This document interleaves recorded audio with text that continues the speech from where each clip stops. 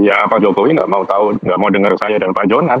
Bahwa di sini ada kemungkinan besar terindikasi kuat bahwa di sini terjadi markup, ya apalagi dengan cost of run 1,2 miliar US dollar, which is 20% dari nilai project, itu sangat luar biasa, besarnya hampir tidak mungkin. Dan kedua adalah bahwa penilaian project dari awal ini tidak masuk akal.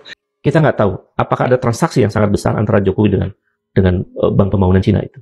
Terkait luas Pak, pembayaran menggunakan APBN itu. Oh, saya nggak tahu, katanya itu kan sudah dikelola oleh Danantara kan. Danantara udah ngambil 80 triliun lebih dividen dari BUMN. Harusnya mereka beres itu aja. Malah bisa bagus kalau mereka bisa beres itu. Jadi kalau APBN agak lucu karena untungnya ke dia, susahnya ke kita. Harusnya kalau diambil semua gitu. Jokowi mah biadab. Gara-gara dia semua dikacau. Menteri Keuangan sama Danantara jadi saling lempar masalah utang kereta cepat. Daripada utang kereta cepat ini ditagih ke Menteri Keuangan atau Danantara, tagih sono ke Jokowi. Suruh dia tanggung jawab, bayar utang kereta cepat. Kan dia yang ngotot pengen bangun kereta cepat. Kenapa jadi orang lain yang cebokin dia? Jepang udah nyamperin kita, datang dengan jaminan pembangunan tanpa APBN. Si Jokowinya malah lebih milih kerja bareng sama Cina untuk bangun kereta cepat, yang akhirnya malah nguras APBN. Woi Jokowi Dodo, tanggung jawab lo. Jangan seenaknya habis bikin masalah terus tinggal gitu aja. Apa lo? Assalamualaikum warahmatullahi wabarakatuh. Pemerintah Prabowo dibuat pusing oleh rezim sebelumnya yaitu Jokowi. Prabowo dipaksakan harus menanggung beban utang yaitu kereta cepat ya. Nah, sampai pada akhirnya pun kemarin kita dengar statement dari Menteri Purbaya menolak untuk membayar hutang kereta cepat yang satu bulannya itu mencapai 200 miliar lebih. Nah, pada akhirnya pun terungkap ya dari ekonom Antoni Budiawan, beliau menduga jangan-jangan proyek kereta cepat ini ya ada markup. Karena menurut Antoni Budiawan ya, sebelumnya proyek kereta cepat ini Jepang memberi bunga justru lebih rendah daripada Cina. Tetapi yang menjadi aneh, kenapa Jokowi justru mengambil proyek kereta cepat ya dan diserahkan kepada Cina dengan bunga justru lebih tinggi daripada Jepang. Justru yang ada adalah malah tidak secepat kereta cepat mendapat keuntungan ya, malah rugi setiap bulannya. Dan menurut info katanya ya, istana akan mencari solusi untuk menanggung beban utang kereta cepat ini. Nah, banyak masyarakat maupun netizen ya justru beban utang kereta cepat ini diserahkan saja kepada inisiatornya yaitu Jokowi beserta pengikutnya atau Termul. Padahal waktu itu ya Menteri Perhubungan Ignatius Jonan sudah memperingatkan kepada Jokowi dan beliau sendiri tidak setuju dengan pembangunan kereta cepat karena dianggap memang Indonesia itu masih luas ya, kenapa tidak dibangun kereta-kereta api lainnya di berbagai daerah. Begitu juga ya dengan Agus Pambudi sudah memperingatkan kepada Jokowi. Tapi pada akhirnya terjadi seperti ini. Oke. Selain kereta bandara juga ada jalur kereta yang terintegrasi dengan kawasan terpadu di ibu kota. H2RSH, kereta api super cepat. Sebagai pribadi ya, dan sebagai direktur utama kereta api saya nggak pernah sepakat soal itu. Oh iya? Oh iya. Kenapa? Bukannya bagus Pak? Ya suka-suka saya. Loh, tapi kan pasti ada kayak analisa di balik itu gitu yang membuat. Kenapa kok Anda bilang bagus? Kenapa harus infrastruktur itu dibangun di Jawa semua? Kan APBN itu kan NKRI. Banyak di luar Jawa itu infrastrukturnya juga masih berantakan atau jauh dibandingkan Jawa di banyak daerah. Kenapa nggak bangun jalur kereta dulu? Yang pulau-pulau besar, 5 pulau besar lah, ya. Itu aja dulu, keretanya biasa dulu semua gitu, supaya semua bisa menikmati dulu. Setelah itu bangun kereta cepat. Berarti Kemenhub itu salah kaprah dong Pak dengan? Saya nggak tahu ya, salah nggak salah. Kalau saya tidak sepakat soal itu. Dan selama saya di sini saya tidak bersedia mengoperasikan. Jadi yang harus bayar sebenarnya siapa Pak Antoni? Ya harus bayar kan BUMN yang terlibat. Tapi kalau itu tidak bisa, ya berarti ada dua kemungkinan. Apakah itu pilot atau harus ditanggung oleh induknya. Saat ini induknya yaitu Danantara seperti Menteri Keuangan Purbaya katakan. Tapi Danantara pun sebetulnya kan BUMN. Dan kalau Danantara tidak bisa untuk menanggung itu, bagaimana gitu? Nah ini apakah pemerintah mau bail out apa tidak gitu? Dan itu tergantung dari ini. Tapi masalah dari kereta cepat ini harus kita lihat kenapa dia tidak bisa bayar, akar masalahnya di mana. Apakah kalau kita lihat nilai proyeknya pun sudah terlalu tinggi karena proyek kita per kilometernya itu 52 juta US dollar. Menurut yang di China itu antara 17 sampai 30 US dollar per kilometer gitu. Jadi kita ini hampir 2 kali lipat. Nah, di sini harus diselidiki apakah proyek itu ada markup. Dan kedua adalah mengenai suku bunga. pinjaman, 75% dari bus adalah pinjaman. Dan kalau dengan kereta Jepang, 0,1% pinjamannya. Dan kalau dengan kereta China ini 2%, dan cost of run-nya 3,4%. Ini yang harus diselidiki. Dan mereka yang membuat bus atau bus ini bangkrut, ya artinya default, tidak bisa bayar, ini harus diselidiki dan harus dimintakan pertanggungjawabannya. Begitu, Tasya. Oke, Pak Antoni, kalau Anda menduganya yang mana yang kira-kira mungkin menjadi akar permasalahannya? Dua-duanya, yaitu pertama adalah bahwa di sini ada kemungkinan besar terindikasi kuat bahwa di sini terjadi markup, ya apalagi dengan cost of run 1,2 miliar US dollar, which is 20% dari nilai proyek, itu sangat luar biasa besarnya, hampir tidak mungkin. Dan kedua adalah bahwa penilaian proyek dari awal ini tidak masuk akal karena komponen bunga yang sangat signifikan sekali, karena kita punya 75% dari pembiayaan proyek bus ini adalah utang, dan komponen bunga ini sangat besar sekali. Jadi di sini diabaikan sebagai evaluasi untuk biaya proyek. Ini patut diduga ada kesengajaan untuk memenangkan proyek tertentu, yaitu dari China ini. Ya, Pak Jokowi nggak mau dengar saya dan Pak Jonan.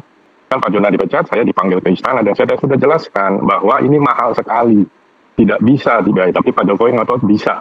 Karena saya tanya, ini ide siapa sih Pak? Ide saya. Nah, sudah.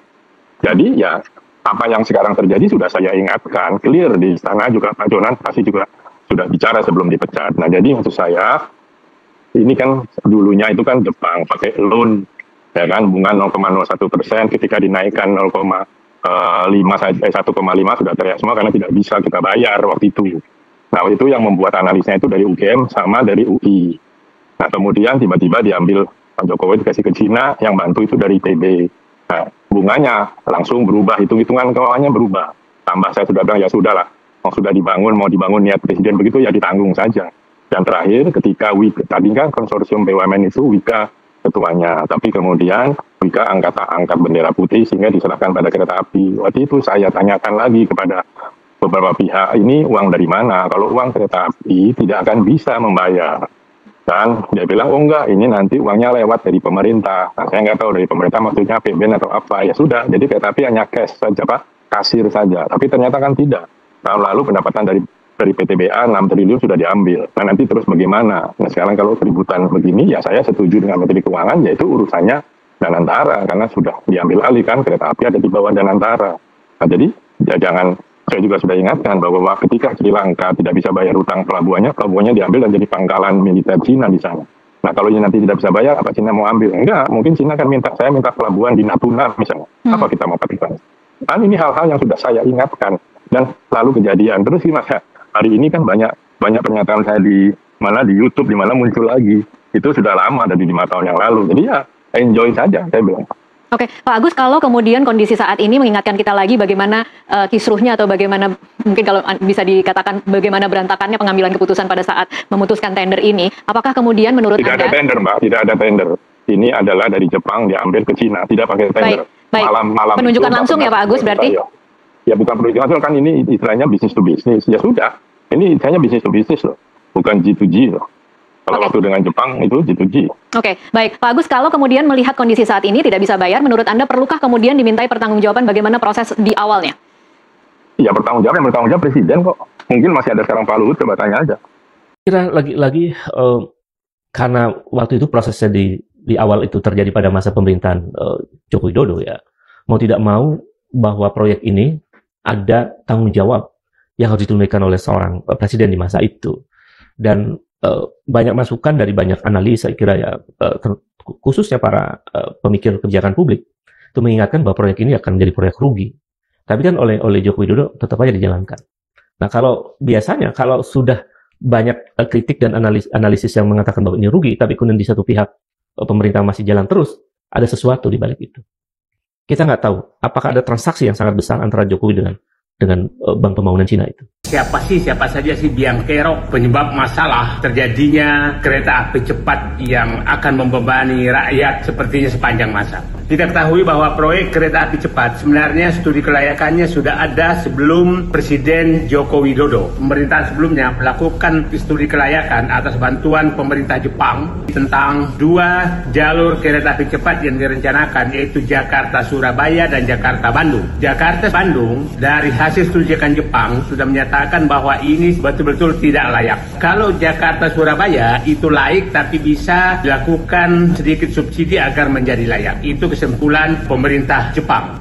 Datang pemerintahan Jokowi dibujuk, saya nggak tahu lewat mana dibujuk oleh pemerintah Cina, dan dengan janji bahwa kereta api cepat Jakarta-Bandung layak. Dan proposal yang diajukan, saya dapat informasi bahwa proposal ini adalah merevisi saja proposal yang dibikin oleh Jepang dan diakal-akali agar menjadi layak dan menguntungkan, tidak perlu biaya APBN dan pemilik sahamnya adalah BUMN dan tidak ada jaminan pemerintah sama sekali. Itu janji pemerintah dari Cina saat itu. Nah, siapa sih biang kerok daripada proyek kereta api cepat? Kalau kita sebutkan adalah Joko Widodo, Rini Suwandi, Luhut Binsar Panjaitan, menurut saya adalah Erick Thohir, Menteri Perhubungan Budi Karya Sumadi. Nah, inilah orang-orang yang harusnya bertanggung jawab atas kegagalan proyek ini. Dan memang yang selalu memasang badan untuk proyek ini salah satunya adalah Luhut Binsar Panjaitan. Nah, apa perannya Ibu Sri Mulyani? Bu Sri Mulyani adalah awalnya betul-betul menyatakan tidak ada jaminan pemerintah terhadap proyek kereta api cepat. Tapi karena ditekan oleh Cina bahwa Cina hanya ingin melanjutkan proyek ini apabila cost of run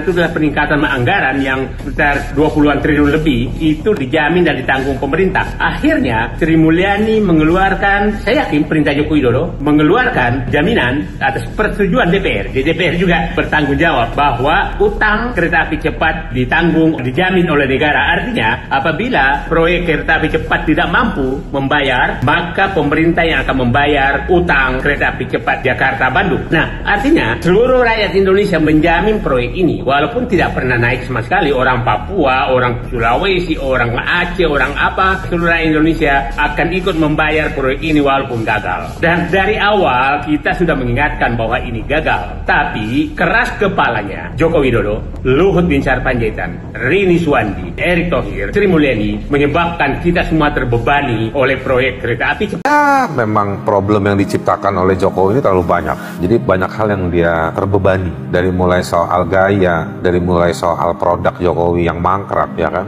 Atau nggak mangkrak tapi jadi hutang. Kereta cepat, baru gue ngomong. Direktur kaya baru ngomong. Pas gue nonton TV pengen kita timpuknya dari TV. Mana aja lo kemarin? Takut lo sama Jokowi, ya kan? Takut lo sama Luhut, ya kan? Ketua tim percepatan kereta cepat siapa? Udah kereta cepat dipercepat. Kan si Luhut. Pak Luhut. Dulu yang ngomong Luhut, kenapa tiba-tiba baru ngomong kemarin? Jadi itu beban dari zaman Jokowi, nggak bisa ditahan-tahan, Pak. Meskipun dipotong banyak, tetap harus alokasikan ke IKN kan, duitnya. Coba kalau nggak ada IKN, duitnya kan bisa nambah buat MBG. Mungkin tetap 21 juta, tapi makannya bukan amplak, tapi steak. Lebih berkualitas. Lebih berkualitas. Nah, jadi mungkin itu duit, kalau nggak ada IKN, tuh duitnya bisa jadi daging. Nah, jadi beban dari Jokowi ini hidup ya, terasa betul. Dan itu memakan banyak energi, ngerapiin itu. Meskipun perapiannya juga kadang-kadang ini sekedar ganti pemain aja. Nah, belum lagi beban dari Jokowi itu rombongan menterinya yang masuk. Banyak kan? Banyak. Saya bisa bilang mereka beban buat Prabowo. Jadi kompetensi bos diuji, atau bahasa orang birokratnya merit system. Lu bisa apa? Lu pernah ngapain aja? Apa agenda lu? Gitu. Secara politik, fatsun politik kita bisa berbahasa, berekspresi untuk mengatakan kita udah cukup sama Jokowi. Kita ngerasain kegagalan Jokowi. Maka jangan diseret-seret lagi dong Mas Bowo, barang-barang 07 ini. Aduh, udah lama nggak ketemu Bowo. Jadi gini, susah juga kita nggak pernah ada di situasi dia. Kita nggak pernah tahu, nggak pernah merasakan. Di sejarah Republik ini nggak banyak juga orang ada di situasi dia. Tapi ya itu tetap akhirnya membuat jarak ya, karena mesti dia jaga beberapa kabilah-kabilah politik ini. Tapi dia juga akhirnya membuat dia jadi berjarak. Ini kalau kritik kita ke Bowo ya, membuat dia jadi berjarak pada banyak korban-korban yang haknya dirampas. Baik di zaman Jokowi, banyak banget tuh korban di zaman Jokowi. Teman-teman tuh bisa lihat di mahkamahrakyat.org. Ada berapa belas isu kejahatan atau pelanggaran HAM atau pelanggaran hak-hak konstitusional di zaman Jokowi. Ada korbannya semua tuh Pak. Ada nyawa yang hilang, ada darah yang tertumpah, ada haknya orang yang hilang, ada hak hidupnya orang yang terampas, peluang hidupnya terampas, ada orang yang jadi kaya raya secara ilegal, secara tidak adil. Nah ini solidaritas penderitaan ini sedang meluas. Kita nggak tahu. Dan Purbaya sekarang seperti mendapatkan poin untuk langsung berhadapan dengan kasus ini, artinya dia berhadapan dengan Jokowi. Ya, saya kira Purbaya mau mengungkap bahwa ada problem sangat serius dalam proyek strategis nasional kereta cepat ini yang harus diungkap kepada publik. Dan itu menurut saya menjadi poin penting. Kalau Purbaya kemudian mampu mendorong perkara ini sampai pada menuntaskan persoalan-persoalan koruptifnya di dalam tubuh kereta cepat ini, menurut saya akan menjadi sesuatu yang sangat baik. Agar kemudian pola-pola semacam ini tidak berulang. Kan membahayakan negara sebetulnya dalam jangka panjang. Dan kalau kemudian dalam proses pengambilan keputusan memilih kereta cepat ini ternyata ada pola-pola transaksional yang sifatnya koruptif, menurut saya betapa rugi negara ini, betapa rusaknya negara ini. Proyeknya sudah rugi, prosesnya koruptif. Oh ini luar biasa. Sinyal pengungkapan kasus ini yang diberikan oleh Pak Prabowo ke Purbaya itu memang kelihatan ya? Saya menangkap bahwa Purbaya ini kan dia bilang dia bekerja untuk RI1. Jadi artinya dia berusaha untuk menjalankan amanahnya sebagai Menteri Keuangan untuk menata ulang praktek-praktek keuangan negara yang lenceng menjadi diperbaiki. Dia kembali untuk on the track dalam pengelolaan APBN dan seterusnya. Kalau ini kemudian dalam perkara utang kereta cepat ini Purbaya konsisten begitu, ini artinya, dan saya melihat Prabowo belum ada respon negatif terhadap Purbaya dalam soal ini. Itu artinya bahwa Prabowo menyetujui langkah-langkah Purbaya agar ini diselesaikan B2B. Kalau B2B gagal, berarti ada masalah sangat serius dalam proses pembangunan kereta cepat maupun dalam bisnisnya. Yang menjadi bom waktu yang sangat serius menurut saya karena terus rugi proyek kereta cepat ini. Saya kira itu ya. Prabowo memberikan ruang merdeka kepada Purbaya itu sebetulnya tanda bahwa Prabowo mungkin dugaan saya ingin agar perkara kereta cepat bisa selesai lebih awal. Selesai itu dua maknanya. Bisa menyelesaikan perkara utangnya, bisa juga menyelesaikan perkara-perkara hukumnya yang ada di balik proyek besar ini. Nah, apakah itu akan terjadi? Saya kira ini ya tantangan buat pemerintahan Prabowo. Kalau nggak bisa juga ya Prabowo juga menjadi bagian dari masalah kan. Dalam sambutan ketika acara musyawarah nasional PKS, kan Prabowo sempat mengungkapkan kekagetannya begitu banyak korupsi. Yeah. Nah artinya ini juga potensi yang dilihat oleh Pak Prabowo dan langsung dilakukan pemberian mandat penuh kepada Purbaya untuk mengungkap soal ini. Iya. Jadi menurut saya Prabowo kan kita melihat pemimpin itu kan diantaranya dari narasi yang diproduksi. Bahwa Prabowo kelihatan dalam pidato-pidatonya memang sangat membenci korupsi, sangat menolak praktek koruptif, dan dia kaget. Sebenarnya saya heran juga, kok baru kaget sekarang ya? Waktu jadi Menhan masa nggak tahu gitu. Jadi menurut saya dari situ kita bisa melihat bahwa oke lah, bahwa kita pegang dari narasinya seorang pemimpin, bahwa Prabowo ingin memberantas korupsi karena dia kaget bahwa ternyata korupsi luar biasa merajalela. Dan bayangkan, Bung, dalam 1 tahun itu, ini kan ini laporan resmi dari PPATK itu. Ada 984 triliun uang korupsi beredar dalam 1 tahun pemerintahan Jokowi 2024.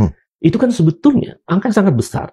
Itu satu laporan resmi yang harusnya menjadi sinyal pemerintahan Prabowo untuk menelusuri ini uang kemana aja, bagaimana uang ini beredar. Yang hampir 1.000 triliun itu ya kurang lebih 30% dari APBN. Itu kan mesti dibongkar. Jadi terlalu banyak korupsi di Republik ini. Dan ini PR besar buat Prabowo. Kalau Prabowo gagal menangani korupsi, ya kita berharap dari pemerintahan ini. Dia seorang jenderal, mantan komandan Kopassus, orang dianggap paham strategi peperangan dan strategi politik yang lain misalnya. Tapi dia gagal menangani korupsi kan aneh. Jadi menurut saya, ya perkara kereta cepat ini harus dituntaskan. Kalau enggak ya, artinya kita punya kesimpulan yang sama bahwa antara murid dengan gurunya sama saja.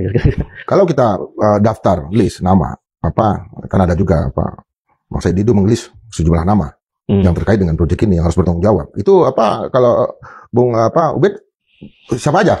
Ya saya kira pertamanya Joko Widodo ya, karena dia yang menggeser-geser rencana proyek itu dengan Jepang ke Cina misalnya. Kemudian tentu saja karena waktu itu berkaitan dengan BUMN, berarti Kementerian BUMN itu di masa itu, termasuk ke orang-orang yang sangat dekat dengan Presiden. Mungkin juga saya kira orang-orang seperti Luhut, Binsar Panjaitan, Erick Thohir, menurut saya menjadi tokoh-tokoh yang selain Jokowi ya, yang tahu banyak tentang proyek kereta cepat itu, termasuk nanti di bawah-bawahnya di perusahaan kereta api Indonesia dan lain-lain itu yang mengambil keputusan yang menurut saya tidak kalkulatif dengan benar begitu.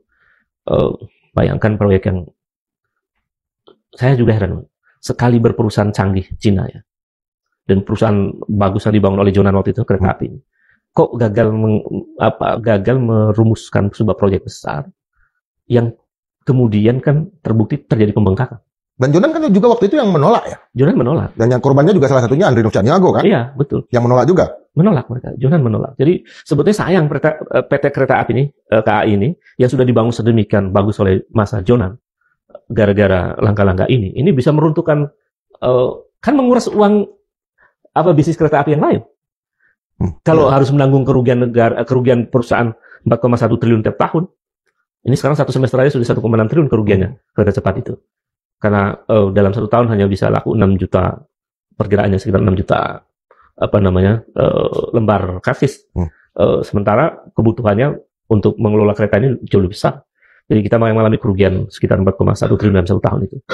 Jadi nggak visible sebetulnya proyek ini. Kerugian 1,6 dalam 1 semester. Dalam 1 semester ini itu akibat apa? Biaya operasional?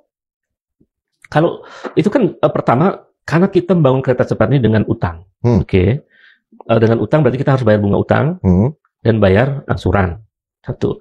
Kemudian yang kedua, biaya operasional itu kalau tidak salah ya nanti bisa dicek. Itu angkanya triliunan. Biaya operasional per tahun itu.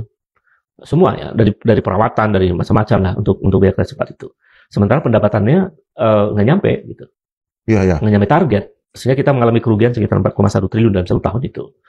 Jadi karena ini biaya besar ya, biaya besar kereta cepat itu yang membuat kemudian makanya para ilmuwan transportasi pada waktu itu, kalau saya lihat sisi kebijakannya, mengatakan bahwa ini proyek rugi, nggak visible.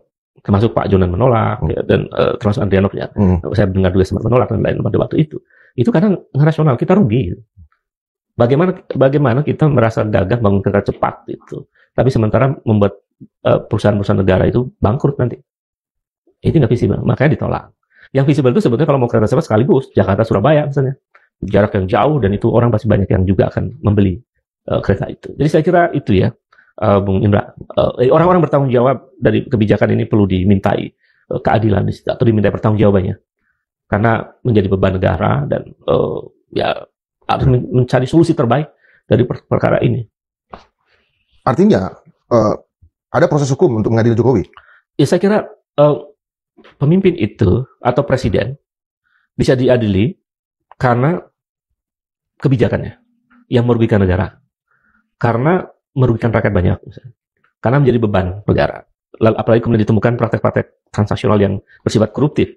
Pada titik itu, menurut saya, karena ini menjadi beban negara dan menjadi persoalan sangat serius, mungkin Joko Widodo layak untuk diadili dalam perkara ini, termasuk perkara-perkara lainnya, ya, yang sekian banyak praktek korupsi yang merajalela di masa pemerintahannya. Bagaimana prosesnya, proses hukumnya?